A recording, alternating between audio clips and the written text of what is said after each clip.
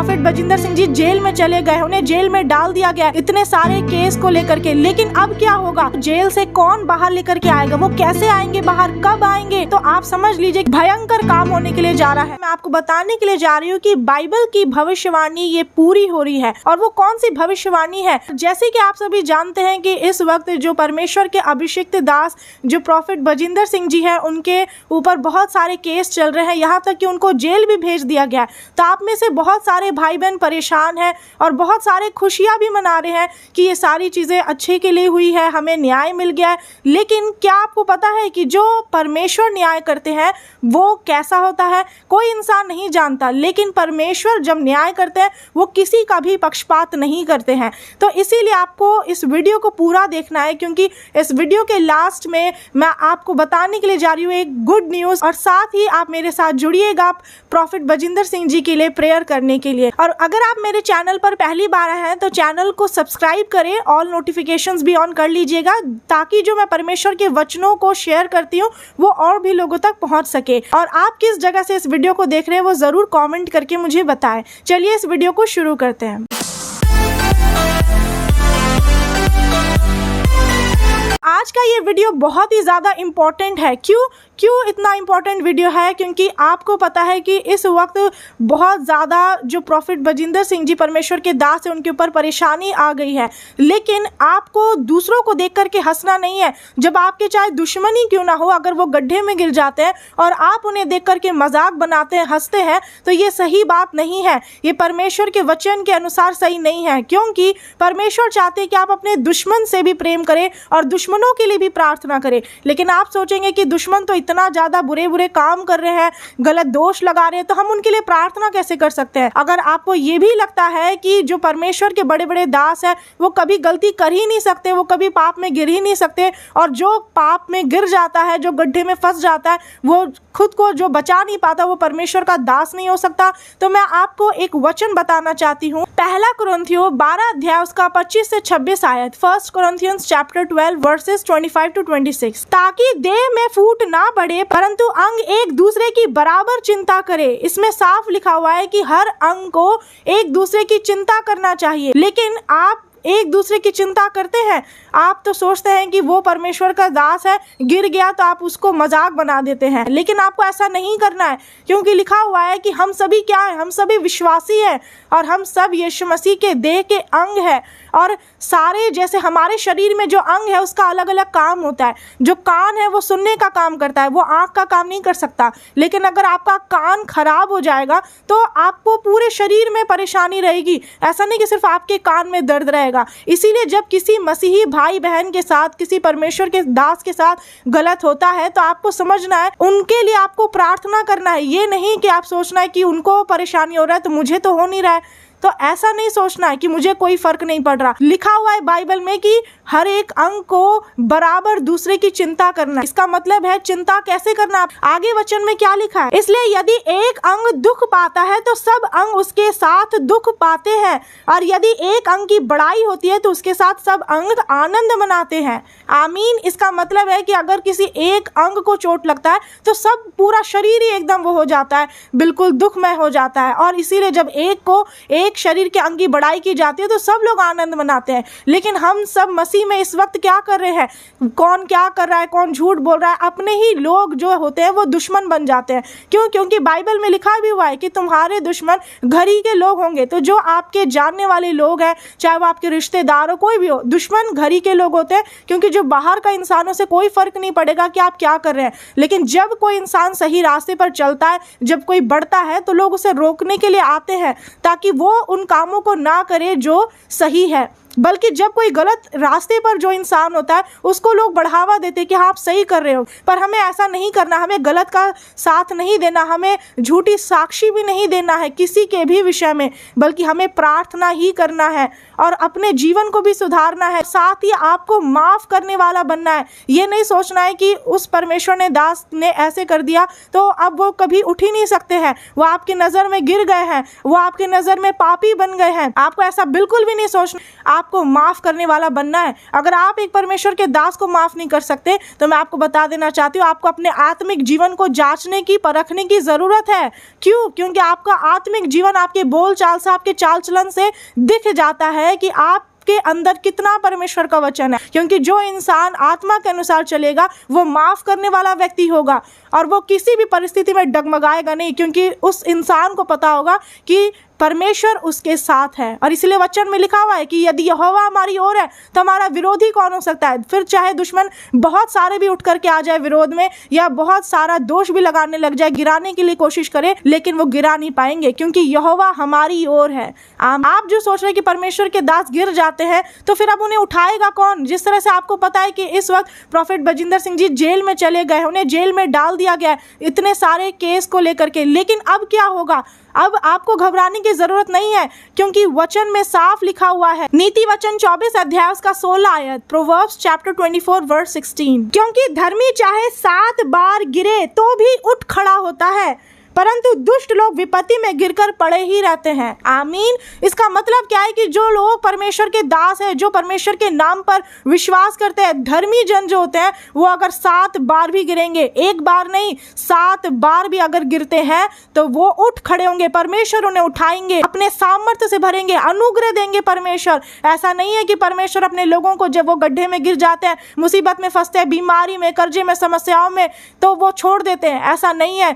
परमेश्वर हमारे मन को देखते हैं, वो मनों को जांचने वाले परमेश्वर है। इसलिए जब परमेश्वर को पता होता है कि मेरा दास या दासी अगर पाप में गिर गया है, गड्ढे में फंस गया है, तो परमेश्वर उठा लेते हैं। इसलिए 7 बार का मतलब है कि चाहे कितने बार भी गिरे तो भी परमेश्वर उठाएंगे। परमेश्वर उठाने के लिए हमारे साथ है, बस हमें अपना मन फिराने की जरूरत होती है। हमें अपने मन को परमेश्वर के सामने नम्र और दीन करने की जरूरत होती है। जो दुष्ट लोग हैं, जो दुश्मन है, जो खुद में घमंड करते हैं और डींग मारते हैं, लेकिन वैसे लोग तो गड्ढे में गिर भी जाएंगे पर उठ नहीं पाएंगे, क्योंकि ऐसे लोग अपने मन को कठोर बना करके रखते हैं। तो परमेश्वर जो न्याय करते हैं वो बिल्कुल सच्चा न्याय होता है। अब मैं आपको बताती हूँ कि बाइबल की वो प्रोफेसी, वो भविष्यवाणी कौन सी है जो मैंने आपको शुरुआत में बताई कि वो आज वो पूरी हो रही है, और वो पूरी होगी ही। क्यों? क्योंकि बाइबल में जितनी बातें लिखी हुई है वो ऐसा कभी नहीं हो सकता कि वो अधूरी रह जाए, क्योंकि पूरे दुनिया में जितनी चीजें आप देख रहे हैं, धरती, आकाश, सब कुछ टल जाएगा, लेकिन परमेश्वर का जीवित वचन कभी भी नहीं टलेगा।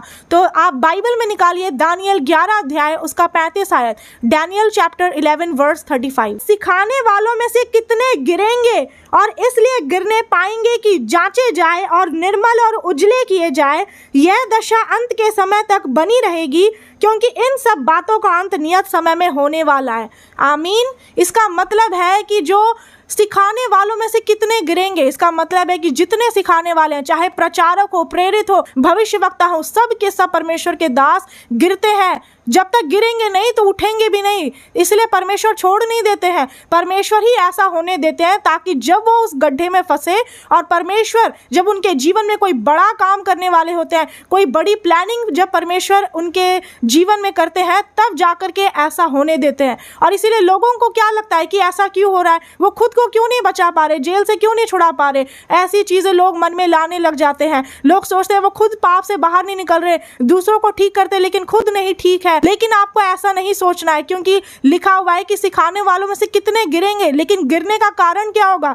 अगर आप आज जान लीजिए कि जो परमेश्वर के बड़े बड़े दास दासी, चाहे सेवक सेविका, जो कोई भी है जो यीशु मसीह के नाम पर विश्वास करते हैं, अगर वो गिर भी जाते हैं तो गिरने का कारण ये है कि वो इसलिए गिरते हैं कि और ज़्यादा वो उजले और निर्मल किए जाएं।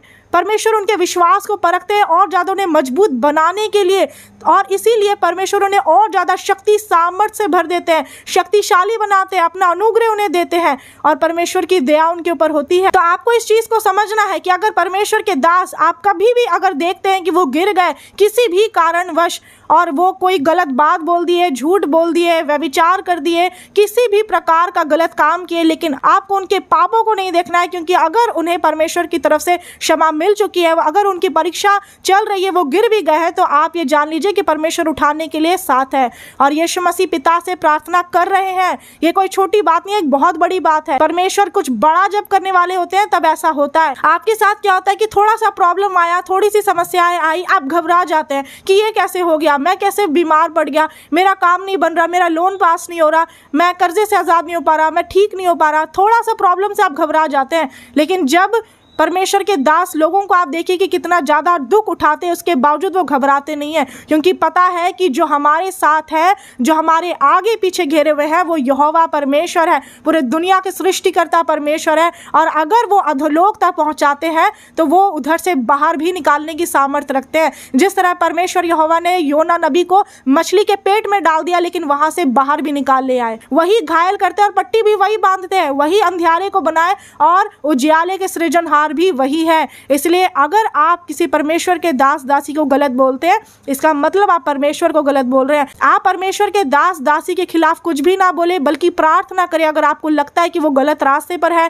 भटक गए हैं, तो आपको प्रार्थना करने की जरूरत है। अगर ऐसा हो रहा है कि जो प्रॉफिट बजिंदर सिंह जी वो जेल चले गए हैं, तो आप समझ लीजिए कि परमेश्वर उनके द्वारा बहुत बड़ा काम करने के लिए जा रहे हैं, बहुत बड़ा आश्चर्यकर भयंकर काम होने के लिए जा रहा है। और इसीलिए आपको सावधान रहना है। ऐसे समय में प्रार्थना का जीवन आपको मजबूत रखना है, क्योंकि यीशु मसीह भी जल्द आने वाले हैं। लेकिन जब हम दूसरों पर ही ध्यान लगाते रह जाते हैं और अपना आत्मिक जीवन बिल्कुल खराब कर देते हैं, तो आप अपने जीवन को खराब कर रहे हैं। इसीलिए अपने आप को जांचें और परखें। अब अगर आप सोच रहे हैं कि प्रॉफिट बजिंदर सिंह जी को जेल से कौन बाहर लेकर के आएगा, वो कैसे आएंगे बाहर, कब आएंगे, किस समय में, किस दिन में, तो मैं आपको बता देना चाहती हूँ कि आप इस प्रार्थना को सुनिए जो अभी मैं करने के लिए जा रही हूँ, आप लोगों के लिए भी और प्रॉफिट बजिंदर सिंह जी के लिए भी। तो आप लोगों को भी मेरे साथ इस प्रार्थना में एक मन होना है और आप लोगों को हाथ उठा करके प्रार्थना करना है। जिस तरह से प्रेरितों के काम 12 अध्याय उसका 5 और 7 आयत में क्या लिखा है, एक्ट्स चैप्टर 12 वर्सेस 5 और 7। बंदी गृह में पतरस बंद था,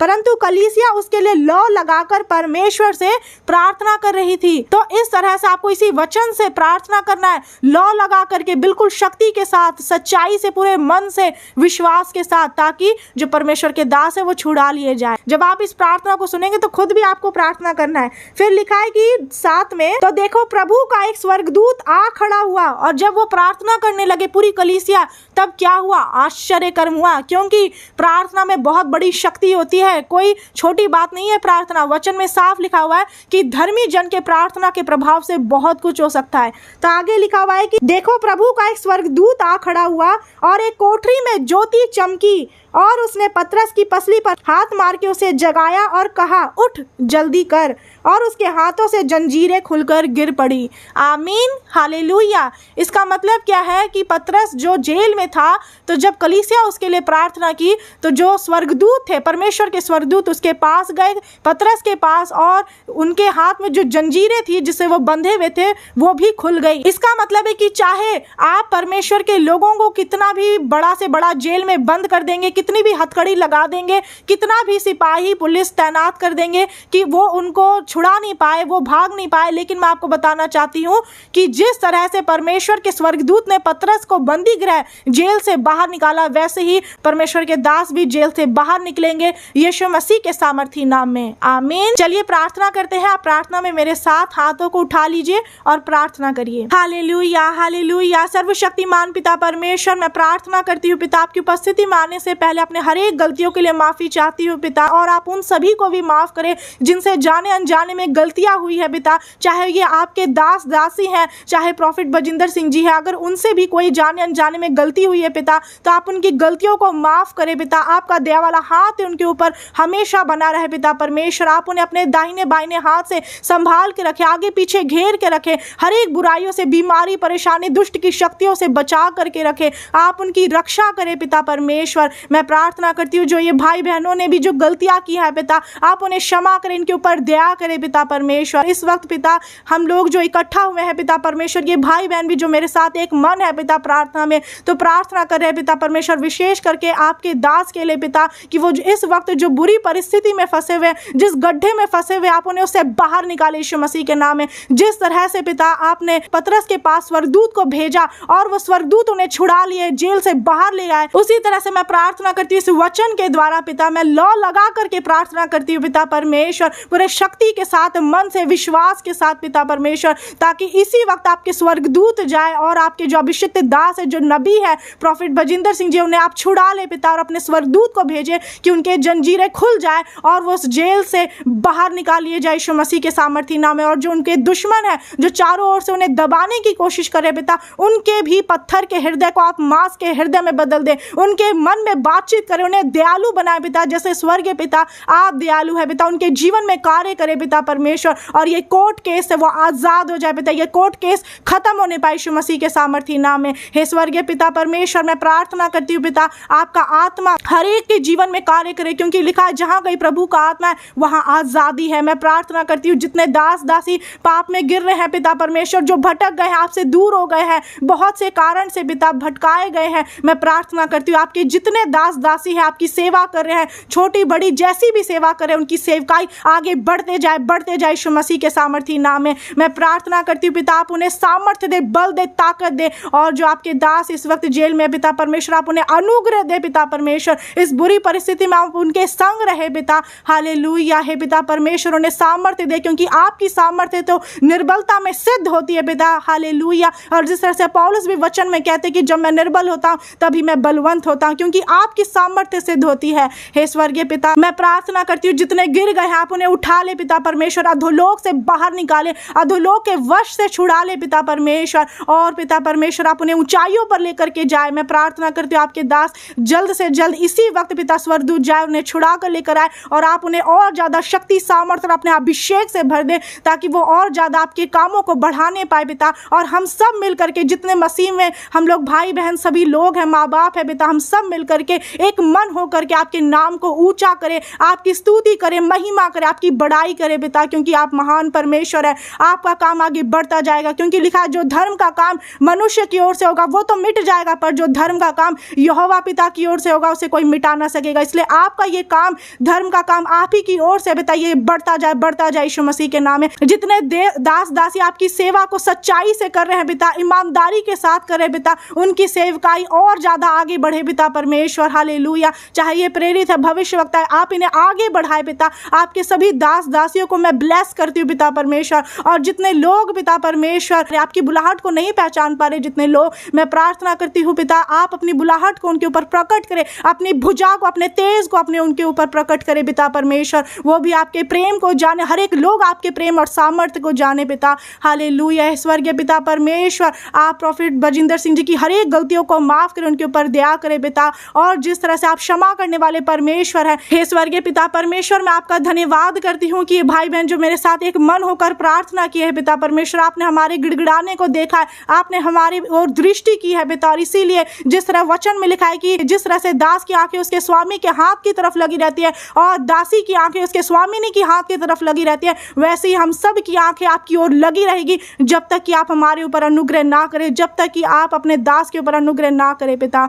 हालेलुया। धन्यवाद करती हूँ पिता, आपने हमारी इस प्रार्थना को सुना है और उत्तर भी दिया है। पूरे मसीह परिवार को, सभी आपके कामों को आपके बलवंत हाथ में सौंपते हैं, सभी को शांति मिले, विश्राम मिले, पिता, पुत्र और पवित्र आत्मा के नाम से मैं सभी को ब्लेस करती हूँ यीशु मसीह के सामर्थी नाम में, आमीन आमीन, हालेलुया। अब आप लोग मुंह से बोलिए आमीन, हालेलुया। और अगर आपने इस वीडियो को यहाँ तक देखा है, प्रार्थना और वचन को सुना है, तो मेरा विश्वास है कि आज से आप हर एक बंधनों से, श्रापों से छुड़ा लिए गए हैं, और जितने परमेश्वर के दास दासी सबके जीवन में परमेश्वर कार्य करेंगे, क्योंकि परमेश्वर हमारी प्रार्थनाओं को कभी अनसुनी नहीं करते जब जब हम परमेश्वर को पुकारते हैं, क्योंकि कहा है परमेश्वर ने कि संकट के दिन मुझे पुकार तो मैं तेरी सुनकर तुझे छुड़ाऊंगा और तू मेरी महिमा करने पाएगा। तो परमेश्वर हमारी प्रार्थनाओं को देखते हैं और उत्तर भी देते हैं, आमीन। तो अब आप मुझे कमेंट करके लिखें कि हम जीतेंगे, क्योंकि ये युद्ध जो आज हम सभी लड़ रहे हैं और जो परमेश्वर के दास लड़ रहे हैं, तो आपको ये लिखना है कमेंट करके कि हम जीतेंगे, क्योंकि जीत हमारी होगी, क्योंकि यहोवा हमारी ओर है, आमीन। और एक और लास्ट बात मैं आपको बताना चाहती हूँ कि आप लोग भी निरंतर प्रॉफिट बजिंदर सिंह जी जो परमेश्वर के अभिषिक्त दास है उनके लिए प्रार्थना करते रहे, और उनके परिवारों के लिए, उनके बच्चों के लिए और उनका जो सेवकाई है उनके लिए भी प्रार्थना करें, ताकि परमेश्वर का काम आगे बढ़ते जाए और सभी को परमेश्वर इस बुरे वक्त में शांति प्रदान करे। ज्यादा से ज्यादा आप इस वीडियो को पूरे लोगों तक पहुंचा दीजिए, सभी लोगों तक शेयर कर दीजिए। परमेश्वर का यह जीवित और शक्तिशाली वचन हर अनेक लोगों तक पहुंचना चाहिए। परमेश्वर आप सभी को आशीष दे। God bless you all.